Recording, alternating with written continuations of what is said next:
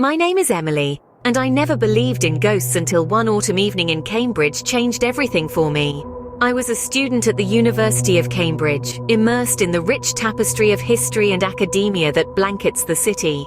The ancient colleges, with their Gothic architecture, always seemed to whisper secrets of the past, but I had always thought them to be nothing more than the musings of a vivid imagination. That was until I encountered something that defied explanation, something that still sends shivers down my spine whenever I recount it. It was late October, and the air had started to carry the crisp chill of approaching winter.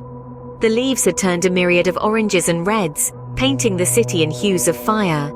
My studies had kept me in the library until well past sunset, and by the time I emerged, the streets were bathed in the soft glow of the street lamps, casting long shadows that danced upon the cobblestones. I decided to take a shortcut back to my college through one of the older parts of the city, a decision I would come to regret.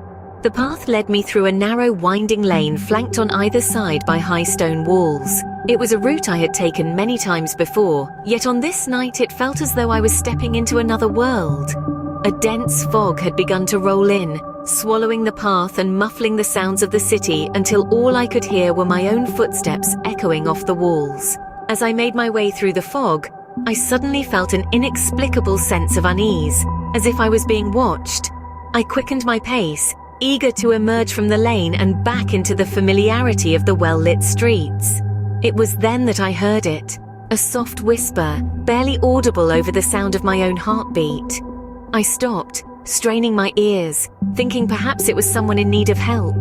But as I listened, the whisper grew louder, morphing into a mournful wail that seemed to surround me, its source indiscernible.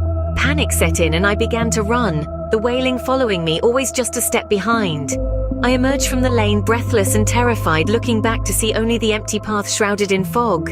Shaken, I hurried back to my college, trying to convince myself that it had been nothing more than the wind playing tricks on me. In the days that followed, I confided in a fellow student, expecting skepticism or laughter. Instead, I saw recognition in her eyes. She told me of a legend I had not heard before, a tale of a young woman from centuries past who had wandered into the fog and never emerged. Her spirit said to still roam the lanes of Cambridge, lost and wailing for help that would never come. Since that night, I have avoided that lane, taking the longer, well-lit route back to my college.